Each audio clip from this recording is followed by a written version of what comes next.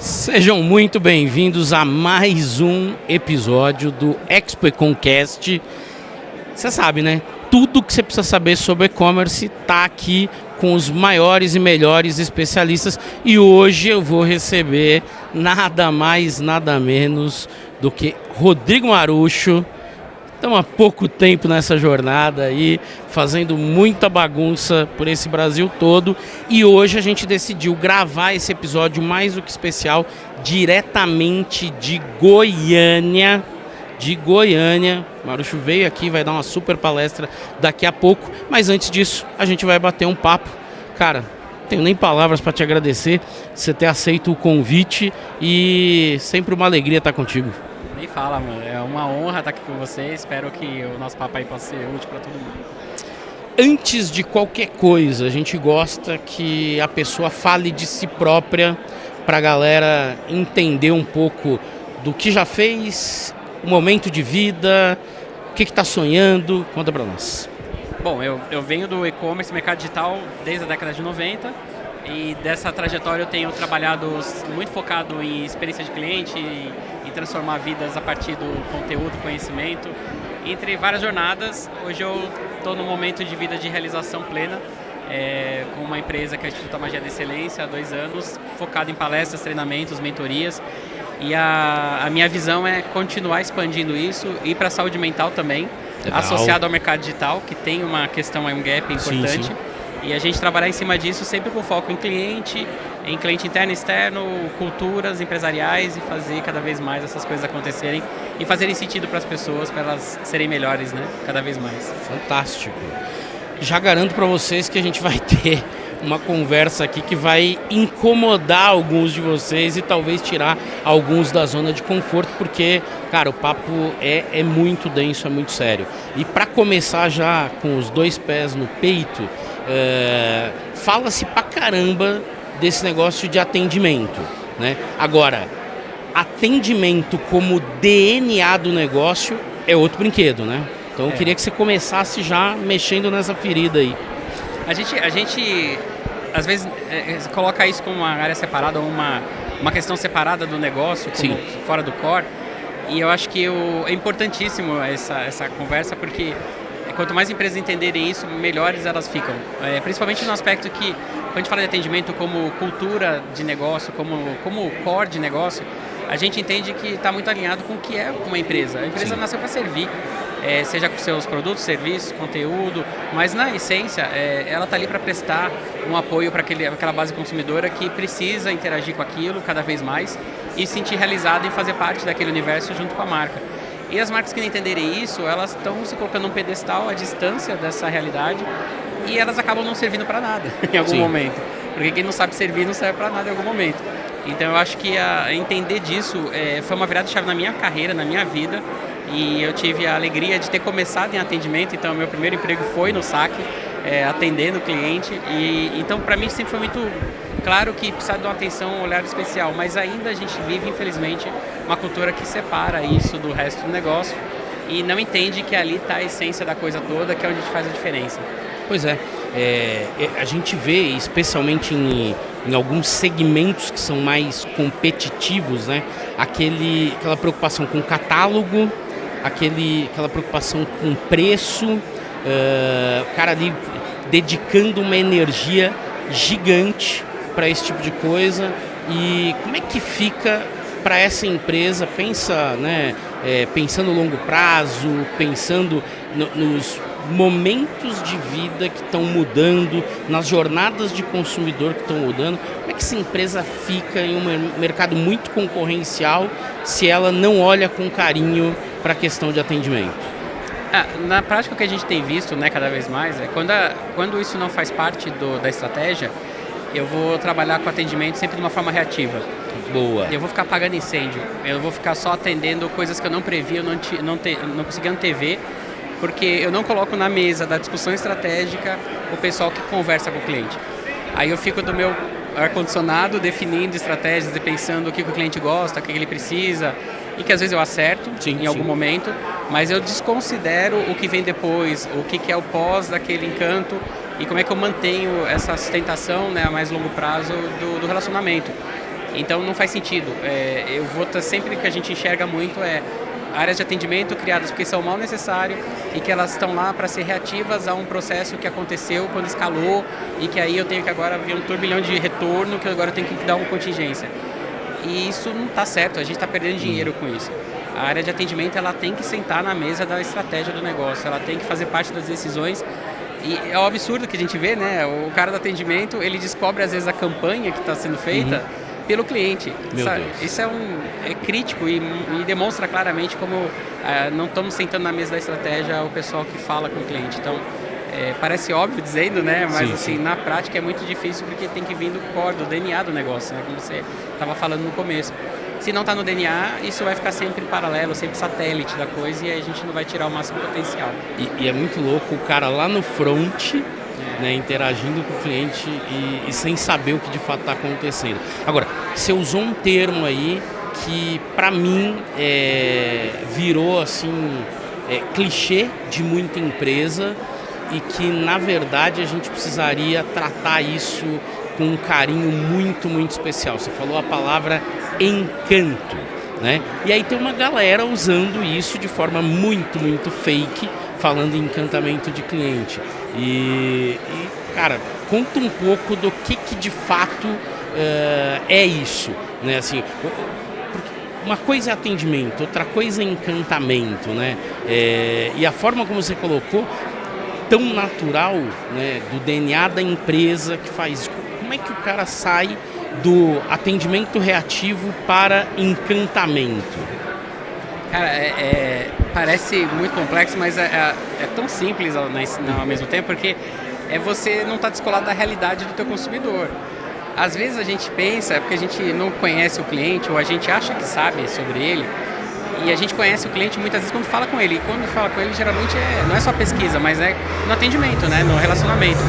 E quando a gente tem essa oportunidade de conversar com o cliente, conhecer ele, a gente começa a entender exatamente o que faz sentido para aquele público ou para aquela individualidade, porque eu posso extrapolar isso para uma massa. Só que na essência, às vezes a gente acha que encantar, a gente parte de uma premissa que custa X e que aí eu tenho que fazer tais coisas. E às vezes, cara, é só acolher, é só ouvir, é só falar 5 minutos a mais com ele, prestar atenção na micro sazonalidade daquele cliente, não ficar olhando o macro, mas olhar assim, quem é o cachorro dele? Qual a data de nascimento, do casamento dele? E relembrar disso, lembrar o nome da mãe, porque eu tenho base de informação. Isso encanta. A atenção aos detalhes que eu só consigo ter se eu tiver dedicado a isso, a olhar isso faz parte do meu negócio, é o encantador.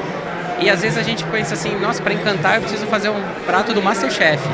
E cara, um feijãozinho com arroz bem temperado para quem gosta, já superou a expectativa e o cara já ficou muito encantado. Então é interessante isso, o encantar, quando eu descola do quem é o cliente, não tem como, é chute. Sim. Às vezes eu acerto, às vezes não. Você pega empresas encantadoras, e eu sou muito fã e trabalho muito falando de Disney, por exemplo, que o foco é fazer magia. O que é magia para Disney? É processo, treinamento e o ouvido ativo no cliente o tempo inteiro. Ela não desconecta da realidade do cara. A Disney criou um parque para poder conhecer o cliente. Que fantástico. Eles não vão dizer isso pra gente, eles vão dizer que é para criar o lugar mais feliz da vida. Não é. Eu precisava de um negócio chamado Total Brand Experience, onde eu insiro o cliente numa experiência completa, 360, eu consigo interagir com todos os sentidos dele e cada coisa que ele faz ali dentro eu estou anotando, aprendendo e melhorando. Aí fica encantador. Maravilha. Agora, nós estamos vivendo um momento de inovação em que praticamente todas as empresas se veem na obrigação de adotar uma IA e eu não sei se feliz ou infelizmente, algumas dessas empresas usam justamente o caminho do atendimento para testar isso, né? Como é que conviver com essa abordagem de precisa ser inovador, mas ao mesmo tempo tem que ter no DNA atendimento de excelência? Como é que o cara faz para conviver nesse cenário? A inovação, sem embasamento ou sem objetivo claro, ela é só marketing, né? É só para contar. Isso aí. Na prática, a inovação, eu vejo dois tipos grandes de inovação, a disruptiva e a incremental. A disruptiva é aquela que realmente você joga tudo pro alto e fala, vou começar um troço do zero. Vou fazer uma coisa que ninguém fez, ou que ninguém pensou, ou que ninguém usou desse jeito. E eu vou começar uma história nova, uma jornada aqui única. Cara, é muito difícil fazer isso. Pouquíssimas, baixíssimas quantidades de empresas conseguem fazer. O que eu vejo de inovação é no sentido incremental, que é assim, eu pego o que eu já tenho muito bom no meu DNA e eu extrapolo isso em volume maior. Eu consigo escalar isso melhor, consigo fazer mais e melhor aquilo que eu já faço bem. Se o cara faz mal, né? Então primeiro eu conserto. Mas eu consertei e começo em cima disso, a aprimorar, eu estou criando uma inovação também. Porque eu estou melhorando cada vez mais naquilo que eu faço. Claro que aí tecnologia, ela vai me dar várias possibilidades. E a IA não está descartada nesse jogo. O grande lance só é tomar muito cuidado para não deixar que a inteligência natural deixe de existir e eu fique só com a artificial. Eu não posso me descolar da realidade do meu negócio e da minha estratégia e delegar isso para alguém, principalmente para uma máquina, para uma empresa terceira, e aí a gente está com um problema lá na frente. Tem uma frase que eu amo, né, que é não delegue seu sucesso para ninguém. E se a gente entendeu que o atendimento é parte essencial do sucesso, delegar isso para alguém, seja em qualquer âmbito, eu posso estar correndo um risco sério de repente lá na frente não conseguir resgatar, e aí eu vendi praticamente a minha alma e o meu processo onde eu tinha dinheiro na mesa.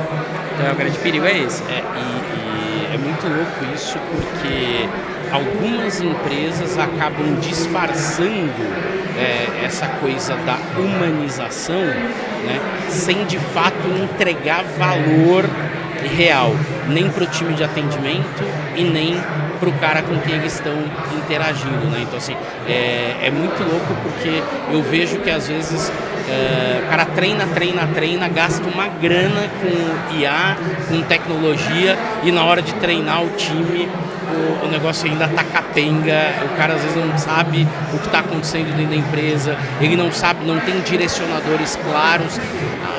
O jeito como as empresas ainda lidam com isso parece meio arcaico, e aí entra o troço da tecnologia meio que para disfarçar o problema que está lá dentro, né? Como é que a gente faz então para conviver com essa coisa de treinar a IA, treinar o ser humano, que direcionadores ali você entende que são os core ali para as empresas? A IA ela é muito boa, ela ajuda a gente inclusive em várias dificuldades naturais de atender que a gente tem, não só de escala, mas até de saber escrever. Verdade. Infelizmente a gente vive num país que a gente tem um gap importante em educação, infelizmente.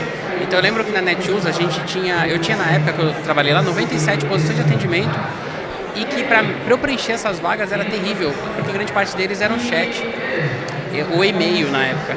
E era terrível porque a galera às vezes não sabia escrever um português adequado, e eles queimavam o filme da marca, porque não sabiam. E não é só esse o problema, que aí eu acho que a IA, ela deve ser trabalhada em conjunto com o humano, principalmente no processo de machine learning, porque quando ela está dedicando a aprender, ela tem que pegar a sutileza. Entender contexto é muito complexo para a máquina e para o ser humano, infelizmente, também. A gente hoje tem uma galera nas redes sociais que sabe que é ironia, não entende ironia. Então, a gente às vezes não consegue ter uma interpretação de texto, não consegue ter interpretação de tom de voz. Então, isso é complexo e não é IA que vai resolver. Verdade. Então, percebe? Às vezes o cliente está falando uma coisa e eu estou enviesando para outra, porque eu não consigo pegar na nuance. Por isso que é complexo.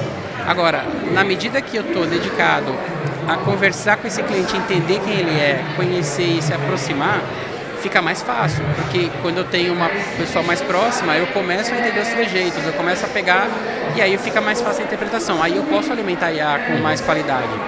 O problema é só esse, é que a gente vive numa realidade que, tanto para escrever quanto para interpretar, é muito complexo.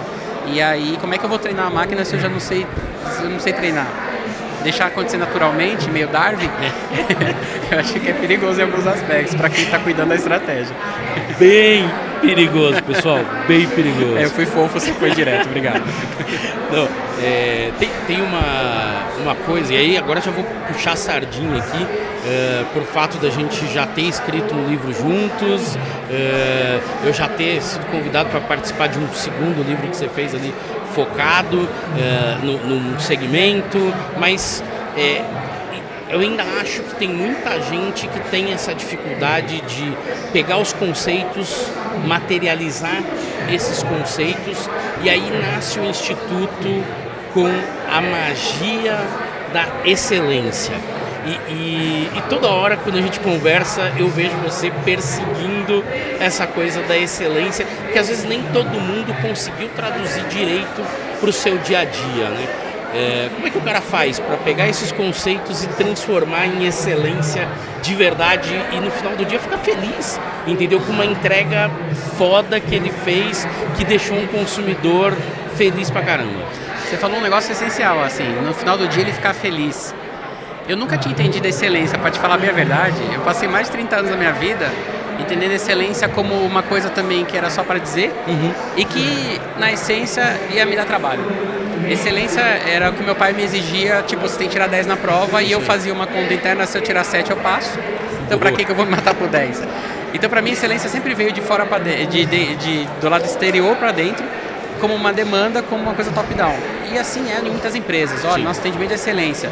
Basicamente assim, se nosso NPS não for X, ou se nossa métrica tal não acontecer, cabeças vão rolar porque a gente não chegou no onde a gente quer, que é o nível de excelência que a gente espera. Na verdade, a excelência eu fui entender depois com o tempo e estudando bastante o tema, que é muito mais uma coisa individual, é uma filosofia de vida e é um troço que você faz porque te faz bem. Por isso você falou de acabar o dia feliz porque fez o seu melhor. Excelência, para mim, ela entra num encaixe muito mais gostoso, produtivo, que aí quando eu extrapolo para a empresa ganha. Eu tenho pessoas que entendem isso, que dentro do negócio, do nosso dia a dia, a excelência é você fazer o melhor com as condições que você tem hoje. Exato. Não é fazer perfeito. Então a gente está num evento aqui que ele tem qualidades e ele tem aprendizados. Exato. E eu vou desenvolver, mas assim, eu tenho certeza que a galera que está aqui hoje entregou a sua excelência. Fez o melhor que pode fazer com as condições que tem hoje em Goiânia. E essa é a situação da excelência. Quando eu coloco a excelência numa visão mais perfeccionista, eu coloco ela longe da realidade e eu nunca vou alcançar. E aí a galera, minha equipe, meu time, se frustra no meio do caminho, porque não vai ser uma coisa que não é tangível. Então, quando eu entendi isso, eu comecei a me sentir mais feliz e acabar dias melhores, com a sensação de que eu pratiquei excelência fazendo tais coisas.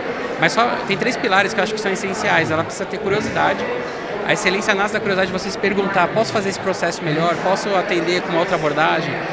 Essa coisa que eu digo, será que eu posso aprimorar? Esse meu produto, posso reconectar direito com o cliente? A curiosidade faz eu me perguntar, me questionar, e a partir do questionamento, não aquele questionamento babaca, aquele questionamento produtivo, que eu quero melhorar. Sim. E aí eu consigo aprimorar. Eu preciso ter inconformismo, que é outro negócio interessante, que assim, eu preciso ser um líder inconformado. Se eu estou à frente de uma estratégia, eu preciso ficar mexido, eu não posso aceitar as coisas como são. Eu não posso entender que está tudo bem, eu não poder chegar no máximo potencial que minha equipe pode, que eu trabalho com pangaré. Não, eu tenho que ficar mexido, o que eu posso fazer a respeito? E não é mandar embora. O que eu posso aprimorar no que a gente faz ali, nos processos, nas pessoas? O inconformismo mexe e move a excelência. Não tem como. E o A, é CIA, né, praticamente. O A que é antecipação. É quando eu já entendi o processo, eu estou ativo lá, eu estou inconformado, estou curioso, eu consigo já antever algumas questões. Na antecipação eu encanto. Muito de excelência é quando eu faço antes que o cliente precise pensar nisso. Aí ele fala, uau, alguém pensou nisso para mim. Quando o cara tem um carinho, um cuidado que não estava previsto, isso gera um encantamento.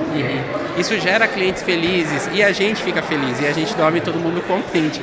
E olha, vou te falar, quem está dormindo em paz hoje está feliz, porque é muito difícil hoje você estar em paz. E a excelência encaixa na minha vida nisso, ela me traz paz. Quando eu penso que eu estou fazendo excelência na realidade, com o que eu posso hoje, isso me move. E é isso que a gente tem tentado levar com o Instituto Magia da Excelência, isso e outros conceitos, mas essencialmente provocar esse questionamento dentro de cada um, porque se as pessoas elas perceberem excelência na vida delas, elas vão praticar no trabalho. Então, a empresa de excelência é a multiplicação de pessoas de excelência que já estão pensando nesse negócio. E elas estão imbuídas da ideia de não sair desse mundo piores do que quando elas chegaram. Elas entenderam que faz sentido, enquanto elas tiverem tempo aqui, elas produzirem coisas, não enterrar talentos e fazer cada vez melhor. Aí a gente faz a coisa ter sentido, e com sentido a gente se move e não desiste, né? Um pouquinho todo dia né? Dormir feliz todo dia. Vai ter dia com preguiça, vai ter dia que eu não quero. A gente é humano, isso é muito legal. Você fala assim, cara, hoje não foi um dia de excelência, hoje foi um dia ok, ou foi um dia que eu dei a regredida, mas tudo bem.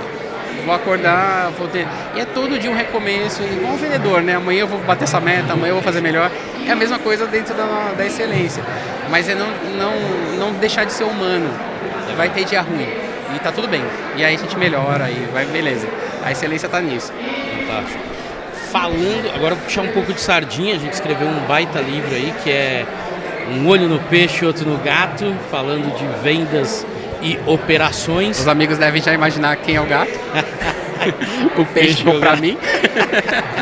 Boa, tem muitas boas piadas sobre isso. Mas, cara, eu fico pensando, né? No dia a dia do cara, ele vê duas coisas. Ele vê vendas e vê operações, né? Como é que conecta essas duas coisas? Assim, o dashboard está lá de vendas, né? O dashboard do cara lá do CD é o de operações. Como conecta isso com atendimento de excelência, com negócio de verdade? Assim, o que o cara precisa olhar? Que indicadores, que métricas? Assim, qual que é a conexão real, prática, takeaway para amanhã o cara sentar lá e falar, não estava fazendo, tem que fazer? Eu acho que o essencial, assim, eu acho que a gente tentou resolver isso no livro, acho que com muito sucesso, que é trazer uma visão sistêmica para todos. Perfeito. Uma visão ampla, que a gente chama de visão de tabuleiro, né? Que eu olho aquelas peças de cima e entendo os movimentos delas e elas se complementam. Eu não olho isoladamente. Quando eu tenho uma visão mais isolada do processo, não é tão sistêmica, eu vou estar olhando para os meus indicadores, para o meu quadrado, e eu não olho causa e consequência. Eu não entendo às vezes que o pedido que chegou atrasado aqui vai me gerar um gap aqui na minha logística, que vai me gerar um gap no cliente, que estoura no atendimento, que estoura em cancelamento financeiro. Essa visão mais unificada e que se conversa, a gente consegue, inclusive, fazendo todas as lideranças e todas as equipes participarem de indicadores que não necessariamente elas produzem. Perfeito. Elas enxergarem dashboards que fazem sentido, porque a gente explicou o sentido, e que o cara já vai ver ali, isso aqui vai estourar para mim daqui a pouco, porque isso aqui está acontecendo aqui. Mas eu tô falando no nível do cara da logística, o cara que faz o pacote saber disso. O cara do atendimento saber disso, porque ele fala, eu tô entendendo o movimento, tem uma onda crescente aqui, eu sei que isso aqui vai chegar aqui e eu preciso matar no peito e entregar isso aqui pro próximo. Então, assim, você percebe, de novo, é uma responsabilidade da liderança essa construção. Os indicadores, eu vou olhar para os meus individuais, mas quando eu consigo olhar para um dash que tem uma visão mais clara do todo, e a gente vai mostrar coisas pro restante explicando, porque senão o cara assusta, ele não entende o valor, mas eu acho que a gente consegue produzir um efeito diferente. É natural. Pra você ter uma ideia, quando eu trabalhei na Xustock, uma vez eu estava passando correndo pela luz, eu fazia isso. Então todo mundo, todas as áreas tinham noção do que acontecia. Todo mundo se sentia meio dono do negócio, porque o cara sente que aquilo é dele também, ele não olha só para o quadrado dele. E aconteceu uma coisa incrível, eu estava passando no meio da logística, porque era um atalho, que eu tinha uma reunião bem longe, e era uma muito grande lá, e eu estava atrasado, eu fui pela logística.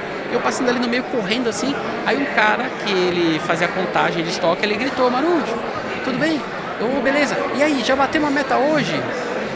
Eu falei, cara, falta pouco, até eu vou pra reunião, quando eu voltar a gente bateu. Dele, puta, vamos aí, só que... Olha que e aí, quase rolou uma lágrima. Eu falei, mano, que demais, o cara não é responsável pela meta, ele faz a contagem do estoque.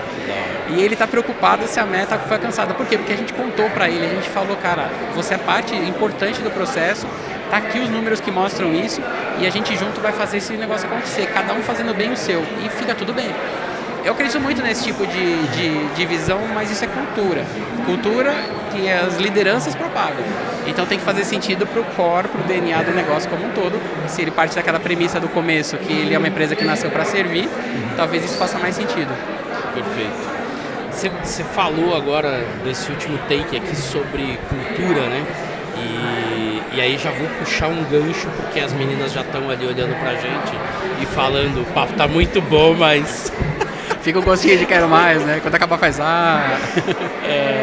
mas você falou da cultura, e a gente aqui na XPCon, desde o dia zero, quando eu cheguei, eu falo muito de um posicionamento cultural que a gente tem que ter, que é nós juntos, XPCon, com você, com esse mercado que está aqui, nós somos o futuro do e-commerce. A gente não é o que já aconteceu, as coisas que já foram criadas, a gente junto é o futuro do e-commerce. Por que eu estou te contando isso?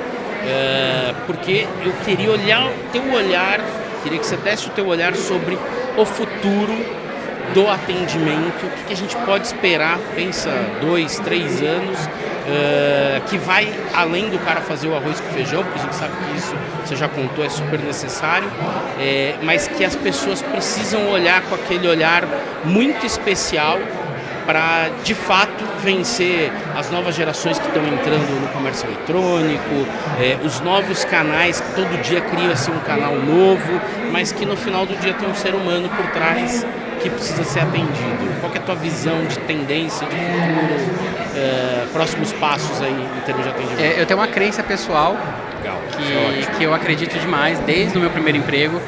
E isso está cada vez mais claro no momento que a gente vive hoje, pós-pandemia. Eu acredito que as pessoas, cada vez mais, elas vão precisar se relacionar com empresas ou que tem pessoas que acolhem elas nas suas necessidades. Mas isso não é novidade.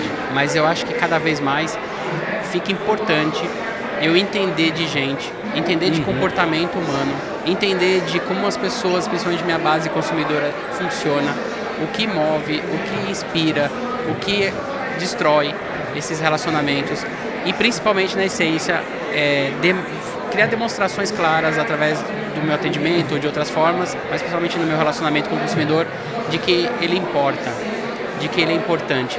Isso serve tanto para a gente liderar, mas principalmente quando a gente fala com o cliente. Eu escuto muita reclamação das pessoas de atendimento. O cliente está carentão, o cliente está exigindo coisa, o cliente enche o saco. Que bom! Olha o sinal claro de onde minha estratégia tem que direcionar. Se esse cara está carente e ele está buscando na minha marca, ou está buscando na minha pessoa essa sustentação, eu tenho uma oportunidade de ouro para conseguir uma parcelinha mínima de tempo dele que hoje ele não tem, que o tempo é escasso, e nesse momento ele sentir que valeu a pena aquele tempo que ele dedicou e ele sai melhor. Então, eu acho que o que eu penso é que assim, as empresas elas vão precisar entender cada vez mais realmente de gente e cada vez mais de acolher pessoas. Elas não são ONG, elas precisam visar o lucro, mas o que elas não entendem muitas vezes é que isso não é ser ONG.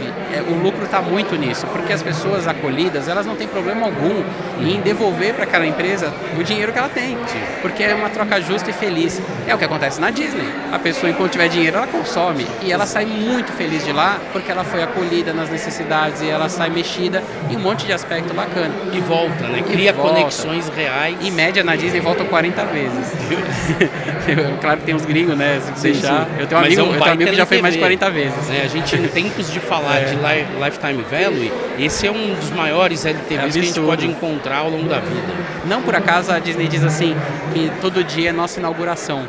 Olha que legal. Eles nunca abrem o parque, eles inauguram todos os dias. Se a gente pensar que a gente todo dia inaugura nosso trabalho, nossa empresa, ou abre nosso site, a gente com certeza tem um carinho especial de acolher e dedicar com o cliente, porque é tudo muito novo e a gente vai ter uma outra atitude. Pode ser, de repente, uma ideia bacana para a gente pensar no nosso dia a dia. Fantástico. Vou te pedir aquela última palavra final para se despedir da galera, porque chegamos de fato ao fim da nossa conversa e, cara, sem palavras para te agradecer. Não, que demais. É sempre uma honra estar contigo. O que você falar, obrigado. A gente vai fazer junto. Em todos os projetos que a gente puder participar, me agrega muito. É muito feliz fazer isso com você. E eu quero agradecer a galera que ouviu a gente até aqui, que acompanhou a gente até aqui. Espero que tenha sido útil alguma coisa que a gente disse, né? E a gente tenha sido realmente ter valido o tempo de cada um. E se alguém quiser continuar me perseguindo, né? Boa. Tem meu Instagram, @RodrigoMarucho, é o meu ponto principal de contato aí com a galera para poder passar conteúdo para frente e continuar espalhando essas sementes e fazer essa corrente do bem. Então, @RodrigoMarucho no Instagram, se fez sentido para você, me segue lá e a gente troca uma ideia. Obrigado. Fantástico.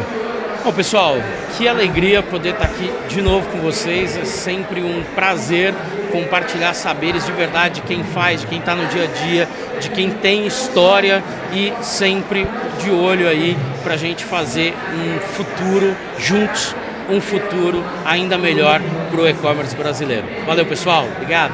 Obrigado.